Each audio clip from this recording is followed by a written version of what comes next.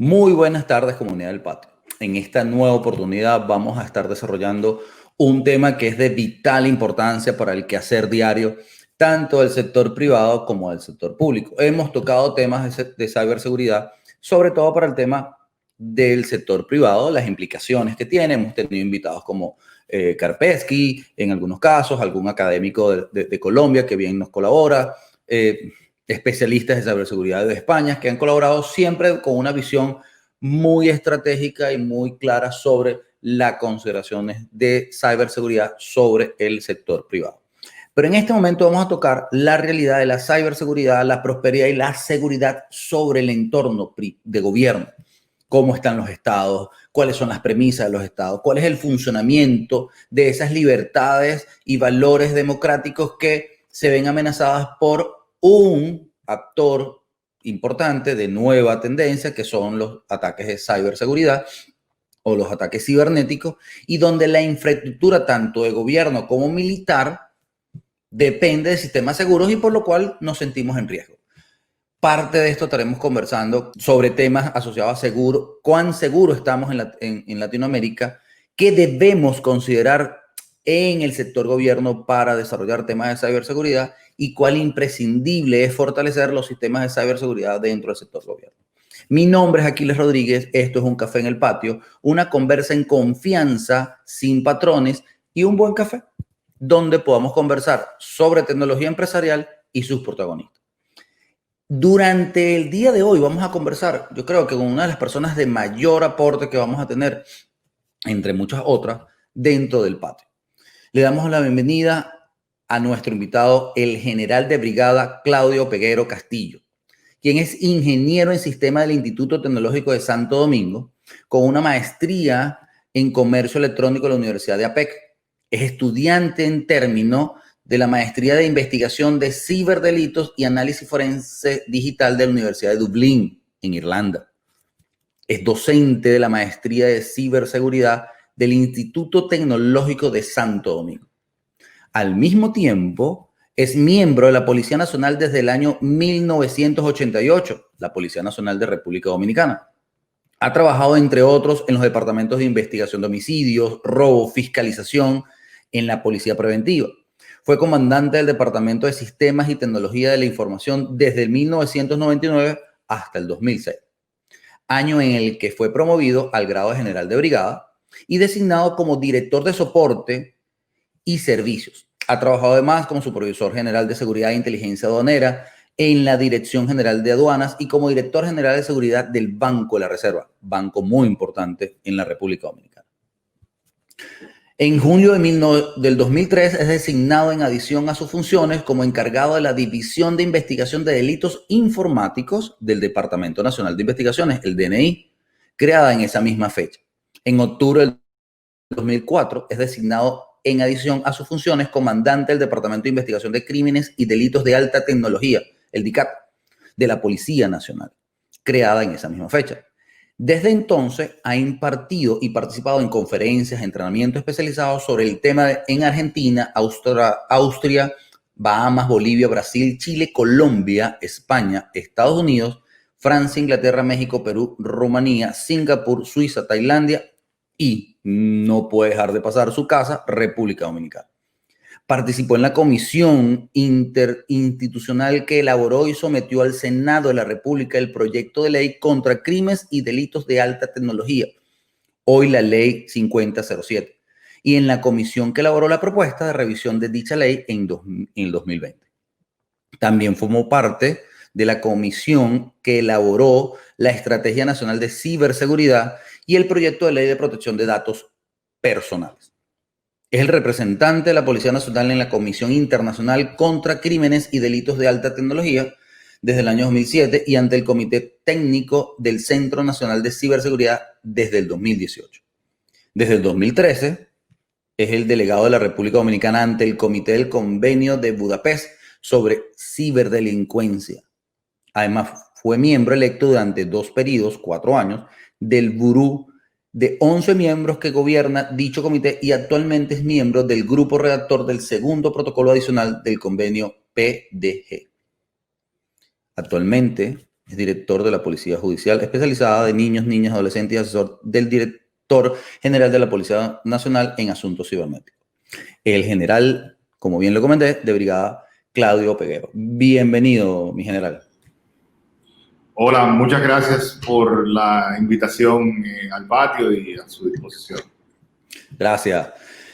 Wow, después de leer este extenso currículum que va asociado al grado de general, creo que tenemos muchas cosas que conversar, o usted tiene muchas cosas que decirnos sobre eso, donde usted se ha especializado no solamente en el componente militar, que bien sabemos el tipo de preparación que ustedes tienen, sino también en todo lo que se corresponde a esa nueva, digamos, esa nueva tendencia de protegernos cibernéticamente de todos aquellos ataques que es una nueva guerra la que tenemos. O sea, es un nuevo modo de combate, vamos a hablar en términos militares, es un nuevo modo de combate, de guerra asimétrica, donde ya no estamos disparando balas, tanques, guerras, movilizando ejércitos, sino tenemos una serie de virus, situaciones, elementos que hacen más daño que una bomba atómica. A nuestra comunidad del patio le agradecemos estar acá. Pueden seguirnos, como siempre lo hacen, por YouTube, Periscope, Facebook, Instagram, LinkedIn, y podrán tener no solamente esta muy grata conversación, sino otros temas que bien estamos desarrollando para cada día aumentar la información con ustedes. Mi general Claudio, vamos a comenzar esta clase magistral, porque yo creo que va a ser una clase magistral.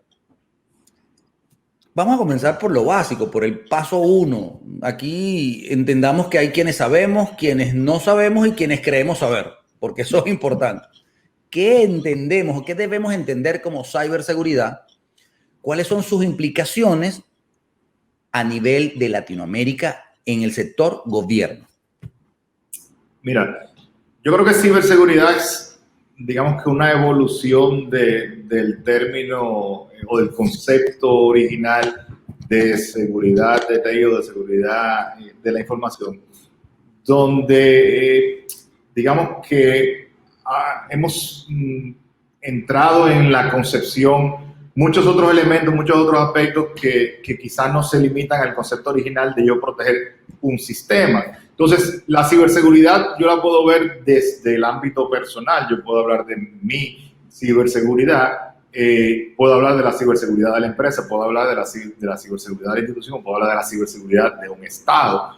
Yo creo que dependiendo un poco de la óptica de la que estamos viendo, pues es un conjunto de acciones que se deben de tomar tanto desde el punto de vista de protección, ¿no? La protección por capas que implica la seguridad de la información, más todo el tema que tiene que ver con la gente, ¿no? Si hablamos en términos informáticos, yo siempre digo que el mayor problema de la ciberseguridad está en la capa 8 del modelo OSI.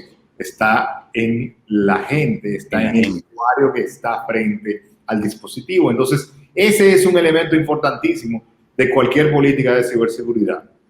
Yo pienso que en la región hemos avanzado muchísimo en materia de ciberseguridad. Nosotros hemos estado participando desde hace un tiempo. República Dominicana comenzó primero mirando el tema de los ciberdelitos. Nosotros comenzamos a ver ciberdelitos en el 2003, es cuando creamos nuestras unidades de investigación, nuestra legislación de ciberdelitos y demás.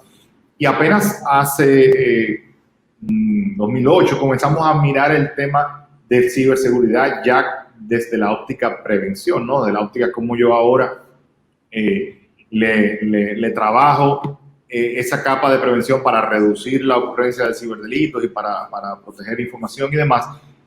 Pero comenzamos a trabajar con ese tema ya de manera formal muchísimo, más recientemente, 2016, de la mano de la OEA. La OEA comienza en 2008 a promover entre los Estados miembros que se desarrollen estrategias nacionales de ciberseguridad. Yo, de hecho, tuve la oportunidad de trabajar con la OEA en el desarrollo, en la actualización de la estrategia de ciberseguridad de Colombia. Y nosotros apenas comenzamos en 2016 con la nuestra ya formalmente. Pero la idea de la OEA era eso, o sea, promover entre todos los Estados miembros que se tuviesen estrategias y además que se estableciesen centros nacionales o equipos nacionales de respuesta a incidentes de seguridad informática que tuvieran CERTs o CSIRTs, que tuviesen la responsabilidad de la protección de la infraestructura crítica. Entonces, en ese sentido, hemos avanzado muchísimo. Ya la mayoría de los países de la región tienen sus estrategias, tienen sus CSIRTs, están trabajando bastante bien articulados. Yo creo que hemos avanzado mucho. Siempre hay mucho por hacer, o sea, siempre tendremos oportunidad de mejora. Este es un trabajo constante, es una evolución que no va a detenerse nunca. Sí, porque todos los delitos van cambiando en el tiempo, se van modernizando como un virus. Y lamentablemente los delincuentes siempre van un paso adelante porque no tienen que cumplir reglas, no tienen que hacer licitaciones, no tienen que hacer presupuestos, o sea, no tienen ninguna de las limitaciones ni burocráticas, ni financieras, ni de ningún tipo que nosotros tenemos. Entonces, siempre vamos a tener que estar transformando, reinventando, o sea, siempre vamos a tener que estar haciendo cambios para poder dar respuesta a esas nuevas amenazas que van a seguir surgiendo en el tiempo.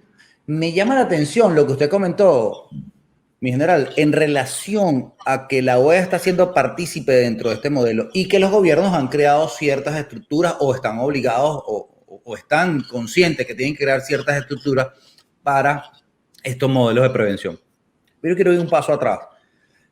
¿Cuáles son las líneas estratégicas que debe tener ese planteamiento o esa arquitectura de ciberseguridad que la OEA o cada país debe ejecutar? Porque al final la OEA debería dar como ente regulador de la política latinoamericana unos parámetros, unas guías, y cada país lo va a adaptar, ¿no? No sé si usted puede darnos la generalidad de esa estrategia y al mismo tiempo cómo está República Dominicana en este sentido. Mira, en el caso nuestro, la estrategia tiene como pilares. Uno es el de marco legal y regulatorio, que va llamado a hacer que mantengamos lo más actualizado posible ese marco legal. Uno, el que ya teníamos de ciberdelitos. Dos, actualizar en nuestro caso, actualizar casi lo reescribimos desde cero. El tema de protección de datos personales, que todavía está recién terminado el proyecto de ley. Tenemos un proyecto de ley de ciberseguridad también. Entonces, todo eso tiene que ver con ese pilar, que tengamos un marco legal y regulatorio adecuado. Luego está el tema de las capacidades. O sea, hay todo un pilar que tiene que ver con que, por ejemplo, en el caso del componente de prevención, tengamos las capacidades instaladas necesarias para poder prevenir de manera adecuada. Pero también, y quizás más importante que eso, que tengamos las capacidades instaladas tanto a nivel de herramientas como a nivel del recurso humano para hacer la investigación y la persecución del delito, que todos los elementos del sistema de administración de justicia, jueces, fiscales, policías, tengan la capacidad de, por un lado, investigar los ciberdelitos, por el otro lado, todo el tema de análisis forense digital, y por otro lado, que ya digamos que el tema va un poco más allá porque ya no es en materia de justicia penal, no se trata únicamente de los ciberdelitos, sino que al día de hoy probablemente en cerca del 100% de los casos de investigación criminal de cualquier tipo, sea una estafa, una falsificación, un robo, un homicidio, sea lavado de activos, sea lo que sea, cualquiera de estos casos va a tener por lo menos un componente potencial de evidencia digital. Entonces, todos los actores del sistema, aunque no trabajen en el tema de ciberdelitos, tienen que poder entender y manejar la evidencia digital y saber cómo identificarla, cuál es la cadena de custodia, qué es lo que se deben hacer. O sea que nosotros tenemos ahí un reto importante porque todo el sistema tiene que dominarlo.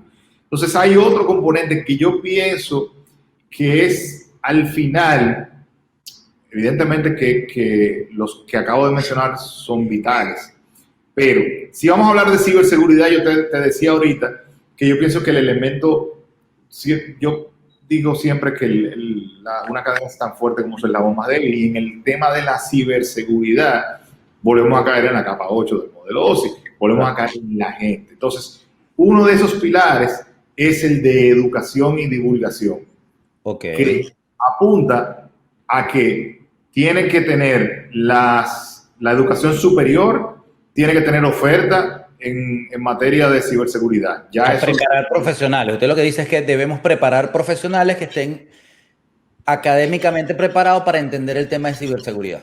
Correcto. Entonces ya nosotros tenemos oferta a nivel de grado y posgrado, o sea, de maestría tenemos oferta de ciberseguridad. Entonces esa es una parte, ¿no? Esa es la parte de educación superior para formar al personal. Pero luego hacia abajo está el nivel escolar. Ahí el planteamiento es que nosotros tenemos que enseñarle a los niños desde los cursos más bajitos, tenemos que enseñarlos porque los niños cada vez están más expuestos a la tecnología. Entonces, es un segmento muy vulnerable que tenemos que ir educando y formando. Entonces, el planteamiento es ese, desde los cursos más pequeños posibles del nivel primario, tenemos que enseñarles cuáles son los riesgos, cómo mitigar esos riesgos y demás.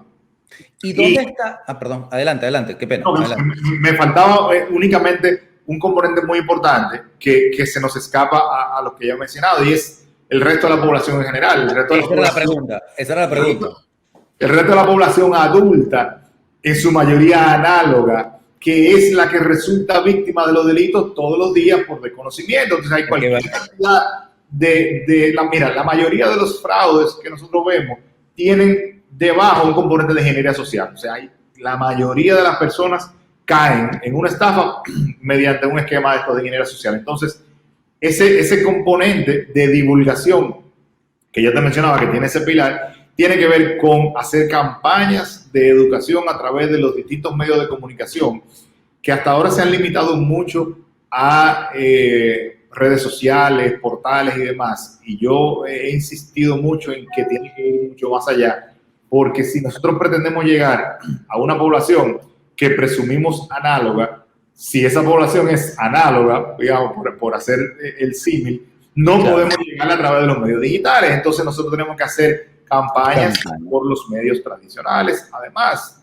prensa escrita, radio, televisión. O sea, nosotros tenemos que usar todos los canales posibles para llevarle el mensaje a la gente de cuáles son las modalidades que los delincuentes están utilizando para que tanto ellos se puedan proteger como para que a sus familias pues también puedan orientarlos con ese tema. Porque hoy en día, y yo pienso que en toda la región se está dando ese fenómeno, hoy en día ya casi toda la población, sin importar su nivel socioeconómico o educativo, está expuesta a la tecnología. Casi todo. Aquí nosotros tenemos más teléfonos móviles que habitantes.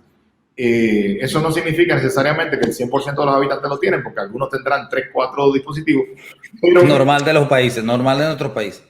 Pero tú te fijas y tú sales a la calle y ves, de nuevo, personas de cualquier nivel socioeconómico con un smartphone. Entonces, esas personas tienen redes sociales, usan WhatsApp, tienen una cuenta de Facebook, etc. Entonces, están expuestos a eso. Y ni entremos en el tema del Internet de las cosas, que viene a complicar muchísimo. Aumenta el problema.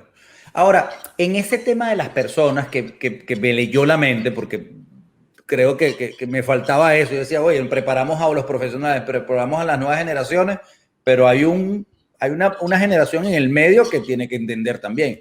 Ahora, eso me lleva a la siguiente inquietud. O sea, yo quisiera que nos explicara cuáles son los riesgos, cuáles son esas amenazas, dónde los ciberdelincuentes están enfocando sus esfuerzos para atacar esa masa del medio. Porque es el papá del niño que está en el colegio, dije chamo, una palabra muy venezolana, ¿ok? Y es donde se realiza esa ingeniería social, ¿ok? Sin embargo, hay tecnologías que atacan a todos en formato vertical, por ejemplo, los ransomware. O sea, hay un tema de ataque que es parte de la ciberseguridad. Entonces, coméntenos un poco, o sea, ¿dónde están desarrollando esos ataques y dónde están las vulnerabilidades nuestras? Mira, yo creo que la vulnerabilidad primaria, hay de todo. Porque mira, tú mencionaste, por ejemplo, el ransomware. El ransomware, si lo vemos desde la óptica de empresas, por ejemplo, cae en un elemento tan elemental como una política de respaldo. Entonces, yo creo que tenemos riesgos en varias capas y hay una capa que tiene mucho que ver con eso, con las políticas de la empresa en muchísimas cosas. Podemos hablar, por ejemplo, del fraude del Business Email Compromise. Tiene que ver también con un tema de políticas de la empresa. Entonces, donde no hay políticas claras, hay más oportunidades para este tipo de ataques.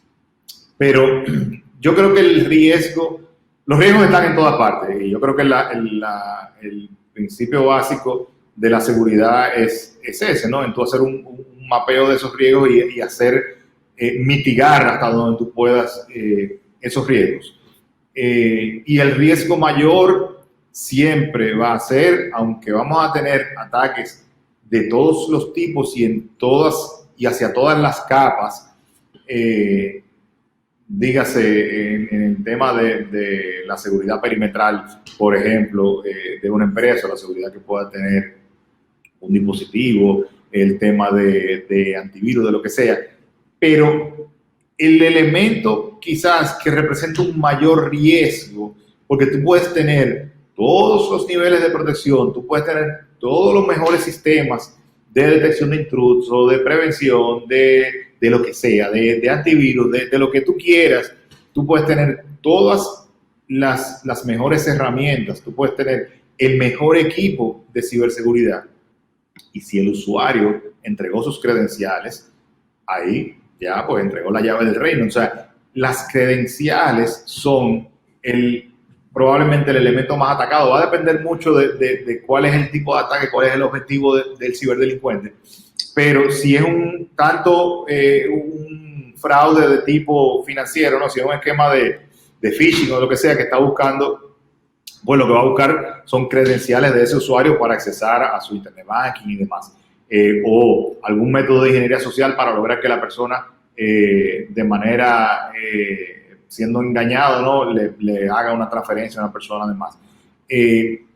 Siempre vamos a estar hablando de ese tema del usuario, de la capa 8. Yo creo que ahí es donde se deben de realizar o enfocar los mayores esfuerzos, a tratar de que la gente sea consciente, tanto los colaboradores en nuestras empresas o en nuestras instituciones de gobierno como los ciudadanos a nivel general, sean conscientes de esos riesgos, sepan cuáles son las amenazas y sepan lo importante que es tener la protección de esas credenciales, la protección de esa información.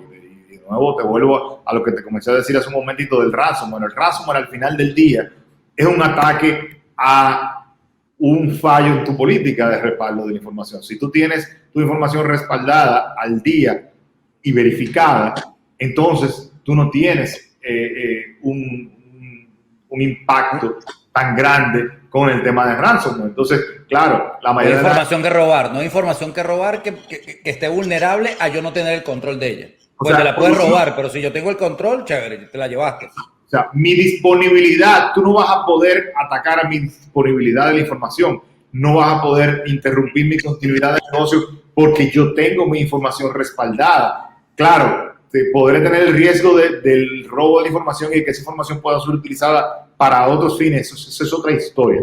Pero la mayoría de las personas y de las instituciones, de las empresas, terminan cediendo al chantaje del ransomware y pagando el rescate porque no tienen el respaldo. Entonces ponen en la balanza de decir, bueno, o voy a perder un tiempo de trabajo y voy a dejar de producir en mi negocio porque no tengo la información que necesito y prefiero correrme el chance de pagar sin tener la certeza de que me van a retornar mi información. Entonces, es todo un mundo, o sea, todo digamos que los riesgos es lo lo que nos rodea y es un tema de probablemente... Como dice la teoría de riesgo, mi general, o sea, el riesgo es algo que va a estar siempre presente, lo que tú trabajas es en minimizar el nivel de riesgo con estrategias que te ayuden a eso. Si tú no tienes estrategia, el riesgo sube, si tú tienes estrategia, el riesgo baja. Ahora, lo que sí es importante aquí entender, porque usted ha hecho una muy buena explicación de todo lo que hemos conversado, que hay distintos tipos de ataques. Hay ataques que va focalizada a la data de la organización y hay ataque que va a la persona, sea miembro de la organización como canal de acceso o sea ese público común que va un señor que esté cobrando su pensión, en Dominicana lo llaman igual, la pensión de los abuelitos que van a sacar, digamos, su dinero de la pensión. O sea, ¿y cuáles son esos ataques? ¿Cómo podemos identificar cuál ataque va para quién y en qué momento va para cuál? Mira, yo creo que va a depender mucho del escenario en cada caso, ¿no? En cada país. Por ejemplo, nosotros vemos muchísimo aquí los ataques de phishing. Entonces, es un tema de tú focalizar esa campaña que yo mencionaba hace un momentito, tú focalizarla hacia eso, o sea, advertirle a la persona que alguien le va a enviar un correo haciéndose pasar por su entidad financiera, diciéndole que hay un problema con el sistema de los usuarios, que van a expirar toda la clave y que tienen que actuar rápidamente porque si no la actualizas hoy, porque un poco la ingeniería social juega un poco a eso, a la inmediatez. Así mismo como funciona ese fraude de Business Email Compromise que yo decía hace un momentito, juega con eso, juega con el si tú no actúas ahora hay un problema o tienes un riesgo determinado. Entonces, es enseñar a la persona eso, enseñar el tema. Nosotros tenemos muy de moda en estos días aquí el fraude de la suplantación de WhatsApp. Las personas que no tienen mira, qué bueno. la doble autenticación, por ejemplo, en el WhatsApp, pierden el control de su cuenta de WhatsApp y entonces el delincuente empieza a, utilizando ingeniería social, a escribirle a todos los contactos de esa persona diciéndole, mira, tengo un problema, necesito un dinero urgente, yo te lo pago mañana, yo te lo pago la próxima semana, y estafan a cualquier cantidad de personas. Entonces, de nuevo, volvemos a lo mismo, es concientizar a las personas, explicarles cuáles son los fraudes que se están dando para que ya una persona sepa rápidamente, por lo menos pregunte, por lo menos, y a mí constantemente me envían conversaciones de ese tipo que me dicen, mira, lo que me acaba de escribir este amigo mío por WhatsApp, y al simple vistazo tú le dices, eso es un fraude, eso está claro porque es el modus operandi de los delincuentes. Entonces es eso no solo lo sepamos los profesionales de la ciberseguridad o los que somos responsables de investigar y perseguir el ciberdelito, sino que ese usuario que va a ser al final del día la víctima lo sepa previamente y en el momento en el que reciba ese mensaje de WhatsApp, ese mensaje de correo electrónico, ese SMS, esa llamada telefónica, porque tenemos también muchísimos casos de phishing, ¿no? De lo que se ha acuñado como el phishing de voz, ¿verdad? Phishing, que lo sepa al momento en el que reciba ese mensaje, como mínimo lo ponga en duda. Si no logramos que lo descarte de plano, que sería lo idóneo, que ya conozca la fisonomía del ataque y diga, esto es un fraude, pero que por lo menos lo dude y diga, sí, está bien, dame un momento, y fuera de banda, ¿no? Pues contacte con la persona, dice, déjame llamarte, déjame hablar contigo por teléfono, y te digo, fulano, cuéntame, ¿qué te pasa? Lo que pasa es que en general vamos a estar conscientes de algo. Hoy día la vida nos tiene un torbellino de actividades que actuamos a inmediatez, o sea, pareciera que ya no tenemos pausa en lo que hacemos. Y como todo lo queremos resolver a través del móvil, entonces vamos manejando y vamos haciendo y vamos aquí y vamos allá. Eso hace que los atacantes, vamos a decir, los ciberdelincuentes consigan mecanismos de agarrarnos en ese momento donde no visualizamos lo que estamos haciendo. Ojo, yo me acuerdo que mi mamá decía, cuando yo era muy chamo, me decía, tienes que estar pendiente de lo que en Venezuela llamaban el paquete chileno. ¿Okay? Yo creo que aplica hoy día muy bien para ese concepto. El paquete chileno es un término muy venezolano. En Dominicana, a quien nos parecemos muchos entre ambos países, tendrá un término muy parecido entre ambos casos. Yo quisiera ya entrando en otro contexto, es ¿cuál es el aporte que existe entre el privado, el sector privado y el sector público? O sea, porque siempre hemos visto una brecha muy grande en innovación, en inversión, en capacitación. Yo creo que hay países, felicito a Dominicana, realmente lo conozco muy bien, tiene un desarrollo profesional y un desarrollo tecnológico importante, o sea, lo vemos en el día a día en Dominicana, ¿ok? La tierra del merengue y la bachata. Pero ¿cuál es ese aporte que está dando, ese aporte o intercambio entre ambos, esa sinergia entre el sector privado y el sector público? Mira, de hecho, el cuarto pilar que no llegué a comentarte ahorita de la estrategia es justamente el de alianza público-privada. Y es esencial, sobre todo dependiendo mucho del sector, pero es esencial esa alianza público-privada. Por ejemplo, con las prestadoras de servicios de telecomunicaciones es esencial que tengamos esa alianza porque ahí hay un tema de flujo y de intercambio de información. Pero con las empresas en general es importante que nosotros logremos, y en nuestro proyecto de ley de ciberseguridad lo abordamos, crear, por un lado, la conciencia, y quisiéramos lograrlo a nivel de confianza. Yo creo que el tema de esa alianza público-privada tiene mucho que ver con la confianza que el sector privado tiene en el gobierno de que reporten los incidentes. Hay una tendencia muy alta a no reportar, sobre todo por un tema reputacional, y eso lo vemos mucho, por ejemplo, en el sector financiero, y que se cree esa confianza. Yo pienso que de hecho debería ser obligatorio, es una de las cosas que estamos mirando en ese proyecto de ley, de crear la obligación de reportar los incidentes de ciberseguridad para todas las empresas de cualquier tipo. Pero ya focalizado sectorial, por ejemplo, nosotros tenemos en el sector financiero, el Banco Central emitió un reglamento de ciberseguridad. Como es el regulador del sistema financiero, o sea, ahora los bancos están atados a ese reglamento, o sea, tienen que cumplir de manera obligatoria con ese reglamento, y ese reglamento establece la obligatoriedad de reportarle. El Banco Central creó un CECIR financiero que trabaja en coordinación con el CECIR nacional, pero que es el que atiende a esa comunidad del sector financiero. Y entonces ese reglamento obliga, por un lado, a reportar todos los incidentes al CECIR de financiero, ¿no? Al Banco Central.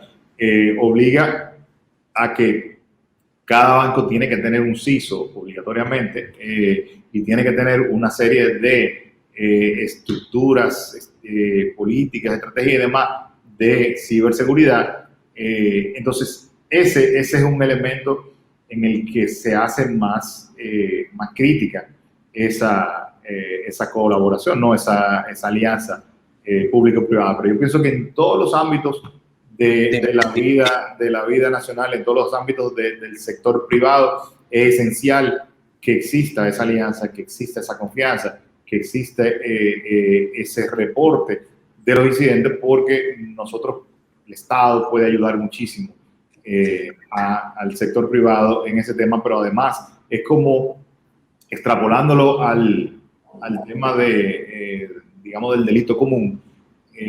Nosotros estamos tratando ahora de lograr, igual a través de campañas de comunicación, de diversificación de canales de resolución de denuncia y demás, de que el ciudadano denuncie cuando es víctima de un delito. La mayoría de los ciudadanos, por muchas encuestas de victimización que se han hecho, no se toma la molestia de denunciarlo por distintas razones, porque entiende que lo que le pasó no amerita poner en movimiento el aparato judicial, o entiende que no van que su tiempo vale más el de trasladarse a denunciar y demás, vale más que lo que le robaron, que quizás le robaron el teléfono móvil y yo, mira, mejor me compro otro, etcétera. O sea, hay múltiples razones para que la gente no lo haga, y lo que nosotros le estamos tratando de decir es, mira, de repente a ti te dará igual, de repente lo que te robaron a ti quizás yo no pueda recuperarlo, pero tú sí puedes ayudar a evitar que a otra persona o muchas otras personas le pase. Esa es la diferencia.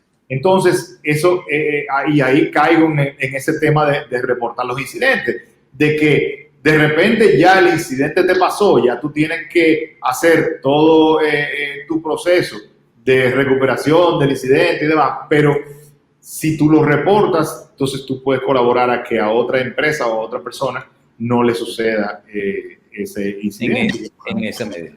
Pero yo pienso que eso es una cultura aprendida de las personas. O sea, pareciera que tienes un incidente, un acto delictivo, entonces en lugar de ir a notificarlo, te lo resuelves y ya. O sea, parece que la dinámica es un tema de confianza, un tema de ego. Hay varios elementos que van más allá de lo policial como tal.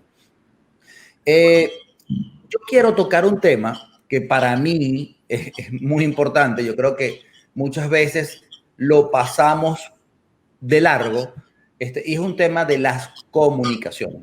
Es parte de la ciberseguridad, es parte del robo de un activo como es la comunicación. Está normado por los estados, está normado por la ONU, pero aún así las llamadas son capturadas.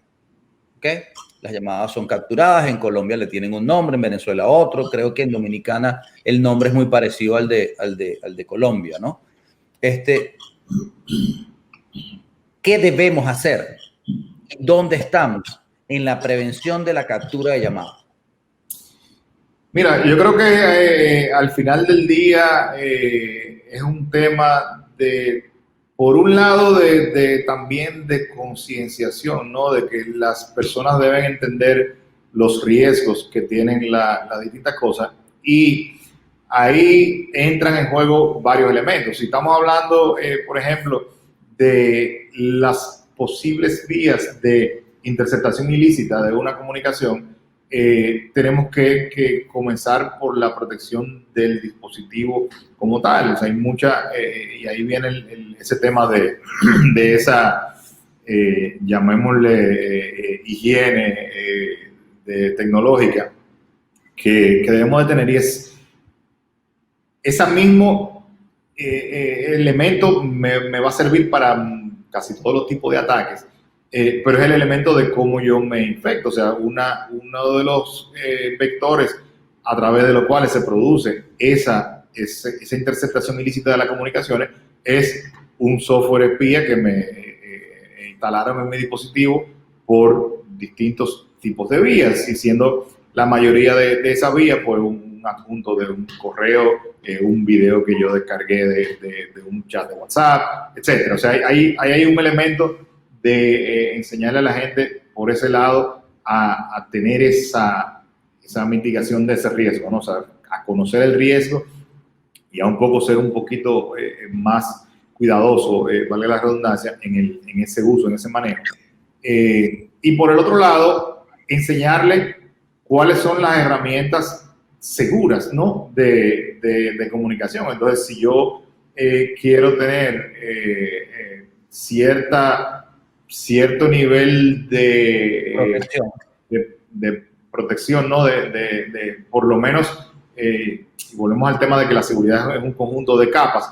Yo por lo menos mitigo mis riesgos incrementando mi capa de seguridad. Entonces, ahí yo selecciono cuáles son las herramientas que yo voy a utilizar para comunicarme. Entonces, yo voy a tratar de buscar cuáles son las herramientas un poquito más seguras, que la comunicación sea encriptada de punto a punto, etcétera, para proteger un poco el contenido de la comunicación.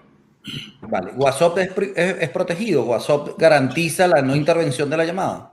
Sí, pero ojo, ahí hay un tema. O sea, WhatsApp, si yo tengo una llamada contigo, WhatsApp va a encriptar punto a punto esa comunicación. Entonces, lo que viaja desde mi dispositivo por la red hacia el tuyo, hasta que llega a tu dispositivo, está encriptado. Pero ojo, que si mi dispositivo está comprometido, la inscripción no sirve absolutamente para nada, porque mi dispositivo o el tuyo ya lo desencripta. O sea, ya el WhatsApp lo desencripta para entregártelo, para que tú lo puedas escuchar. Por lo tanto, si tu dispositivo está comprometido, no sirvió de nada que la comunicación esté encriptada. Entonces, eso es lo que tenemos que entender. Tenemos que saber en qué punto se puede producir el compromiso de la información, para yo saber en esa capa a dónde yo estoy protegido. O sea, yo sé que que si yo tengo un ataque en el medio de la línea de comunicación, esa comunicación está protegida porque está encriptada. Pero si mi dispositivo se comprometió, pues ya. Ya, listo. Y eso es muchas veces lo que no consideramos dentro de los protocolos de protección. Como usted bien lo dijo, y creo que es importante dejarlo muy claro, la seguridad no es un elemento, es la conjunción, la suma de niveles de protección que hace más segura esa información, ese activo, esa persona, etcétera, ¿vale? Creo que allí es donde debemos focalizarnos nuestros esfuerzos.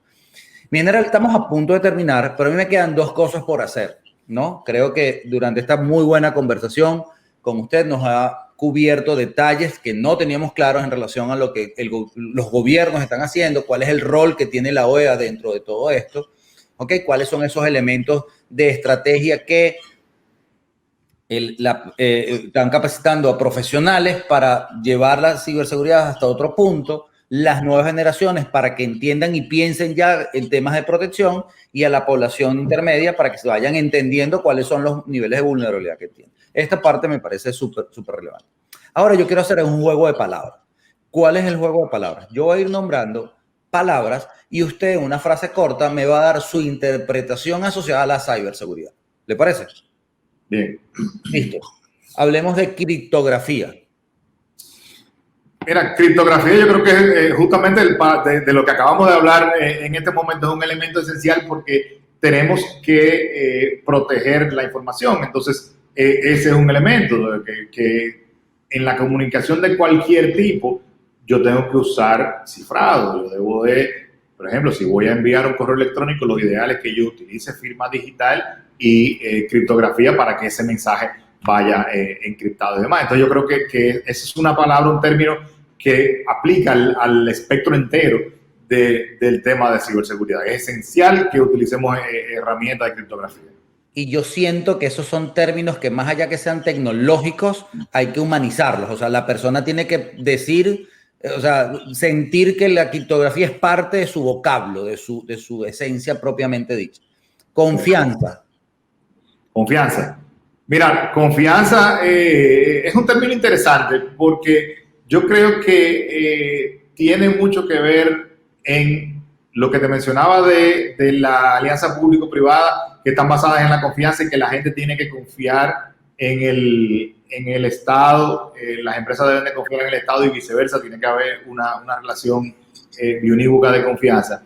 Y también yo creo que digamos que aplica hacia los dos lados, ¿no? De que tenemos que tratar de que la gente no tenga un exceso de confianza en hacer cosas que hay gente a veces que piensa en el Internet como un lugar mágico y abstracto y quizás se confía demasiado de muchas cosas, se confía. Y vuelvo y te digo que es un término que aplica positivo y negativamente. Sí, porque, sí. por ejemplo, toda la base de los fake news tiene que ver con que la gente, y del phishing también, y de la ingeniería social, tiene que ver con que la gente tiende a creer todo lo que lee. O sea, si una persona lee algo en un periódico, lee algo en una revista, lee algo en el Internet, ¿verdad? Entonces lo da como palabra de Dios, lo cree como bueno y vale, y dice, sí, eso es verdad, porque yo lo leí en Internet. Entonces, ahí aplica también el tema de ese exceso de confianza. Tenemos que tener un balance. Un balance en la confianza. De tener el suficiente nivel de desconfianza en un tema que tiene por lo menos alguna característica determinada. Y también aplica hacia el otro lado. Yo creo que, por ejemplo, en el sector financiero está basado casi en su totalidad en la confianza. Y de hecho, por eso es que un simple rumor a veces se lleva de encuentro a una entidad financiera porque le provoca una estampida, porque si la gente no confía en esa entidad financiera va a sacar su dinero. Y esa es la causa por la que muchas veces no se denuncian los delitos, no se reportan los incidentes, porque esa entidad financiera, pues su reputación es probablemente su activo principal o uno de sus activos principales, y entonces necesita que la gente confíe. Yo creo que hay todo un mundo que tenemos que trabajar alrededor de esa palabrita. Formación. Formación esencial. La formación es esencial tanto en los actores del sistema de administración de justicia, en los responsables de la ciberseguridad en las empresas y en la población en general. Pues es esencial que tengamos la suficiente formación como para entender la amenaza. Vale. lo último que quiero, y esto en función de dónde estamos hablando y hacia dónde vamos a presentar este contenido, que es las redes sociales. Yo quiero su opinión sobre qué son para usted las redes sociales hoy día, ¿ok? Y cuánto puede aportar esa red social de hoy día que va en un proceso de cambio y mejoras con distintas redes o distintas plataformas para hacer networking dentro de la red social. Cómo pueden aportarnos a nosotros o cómo usted puede apoyarse en las redes sociales para mejorar la ciberseguridad en Dominicana, en República Dominicana o en Latinoamérica. Mira, ese es un tema muy complejo. Las redes sociales son un fenómeno súper interesante que yo creo que ha transformado totalmente nuestra vida. Yo pienso que la mayoría de la población hace un alto uso de las redes sociales y yo podría decir hasta que tienen una alta dependencia de las redes sociales. Y yo creo que son una herramienta interesante porque pueden ser un canal que nos sirva para la divulgación de información de interés que pueda servir para el tema de la ciberseguridad, pero también tenemos la otra cara y es que es un canal que es muy utilizado para la divulgación de noticias falsas. Entonces, ahí tienes un canal de información y es un canal de desinformación. Y eso es lo que lo hace complejo. Yo creo que ahí tenemos que, si bien podemos hacer un uso y hay redes sociales